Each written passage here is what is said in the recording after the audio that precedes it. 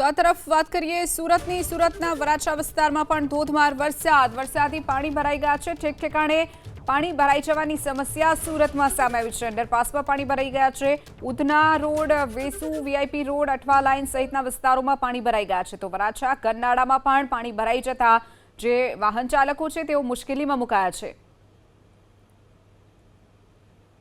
સુરત જિલ્લામાં જે રીતે છેલ્લા 4 કલાકથી સતત વરસાદ વરસી રહ્યો છે, આખા સુરત શહેરની અંદર છે તે જળબંબાકારની પરિસ્થિતિ હાલ છે તે સર્જાઈ છે। હાલ આપણે વરાછા વિસ્તારના ગરનાળ રેલવે સ્ટેશનનું જે ગરનાળું છે, દ્રશ્યોમાં જે રીતે જોઈ શકાય છે કે આ ગટરો ઉભરાઈ છે અને ગટરોના પાણી જે છે તે દરિયાના મોજાની જેમ છે તે હાલ બહાર આવી રહ્યા છે। આખું ગરનાળું જે છે તે પાણીથી તરબોળ થઈ ચૂક્યું છે અને જે કહી શકાય કે આખા ગરનાળાની અંદર પણ છે તે હાલ તમામ વિસ્તારની અંદર પાણી ફરી વળ્યા છે। ખાસ કરીને આ ગરનાળાને સુરતનો એન્ટ્રન્સ ગેટ કહેવાય છે। કામરેજ તરફથી આવતા લોકો, વરાછા રોડ પરથી આવતા લોકો આ રસ્તાનો ઉપયોગ કરી અને સુરત શહેરની અંદર છે તે જતા હોય છે, પરંતુ જે છેલ્લા 4 કલાકથી સતત વરસાદ વરસી રહ્યો છે અને તેને લઈને આ પરિસ્થિતિનું નિર્માણ થયું છે। ખાસ કરીને આપણી સાથે એક બાઇક ચાલક છે, અહીં સીધા ચર્ચા કરવાનો પ્રયાસ કરીશું। જે જણાવો, શું નામ છે આપનું? જિગ્નેશભાઈ।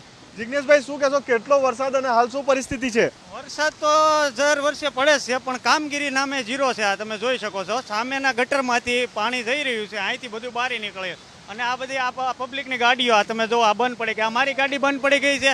અત્યારે ક્યાં જવું કંઈ હલ નથી થતું, આખો દિવસ અહીંયા જ કાઢવાનો છે। લ્યો, આમાં કઈ રીતનું આ કામગીરી તમારી આમે છે, આ દેખાય છે। આ બધું પબ્લિક જો હેરાન થાય, આ બધા આ જો આમાં ક્યાંય જવાની જગ્યા છે, આ પાણી મેન રોડ છે, સુરતનો મેન રોડ ગણાય। અત્યારે ઘરનાળો એ મેન રોડ ગણાય અહીંયા, તો અહીંયા જ જવાની કોઈ આવક નથી, કોઈ જાવકનો રસ્તો નથી।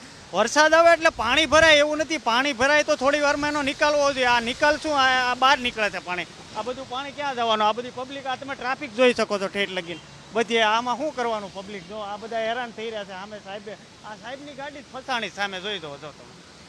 બિલકુલ, તો જે રીતે સ્થાનિક જણાવી રહ્યા છે કે જે હાલાકી અહીં સ્થાનિકોને પડી રહી છે, સુરત શહેરમાં જવાનો મુખ્ય એન્ટ્રન્સ માર્ગ છે અને ત્યાં છે તે આ જળબંબાકારની પરિસ્થિતિ હાલ છે તે સર્જાઈ છે। ત્યારે ખાસ કરીને જે દ્રશ્યો સામે આવી રહ્યા છે, જે ગટરના પાણી જે ઉભરાઈ રહ્યા છે અને તે પાણીઓ માર્ગની ઉપર છલકાઈ રહ્યા છે, ખાસ કરીને જે વાહન ચાલકો છે તે ભારે જોખમી રીતે જીવના જોખમે આ ઘરનામાંથી પસાર થવા માટે હાલ છે તે મજબૂર થઈ રહ્યા છે। ત્યારે જે રાહદારીઓ છે, જે પગપાળા ચાલતા જતા હોય છે, તે લોકો પણ હાલ છે તે ભારે હાલાકીનો સામનો અહીં કરી રહ્યા છે। હજુ પણ ભારે પવન સાથે ધોધમાર વરસાદ છે તે સુરત શહેરની અંદર વરસી રહ્યો છે। પરિસ્થિતિ સમય સાથે સાથે વધુ વરસી રહી છે, ત્યારે જે રીતે વરસાદ વરસી રહ્યો છે, પરિસ્થિતિ હજુ પણ ગંભીર બને તેવી શક્યતા હાલ છે તે દેખાઈ રહી છે। કેમેરામેન રાકેશ પાનવાલા સાથે ઇન્દ્રમલ શાહ, એબીપી અસ્મિતા, સુરત।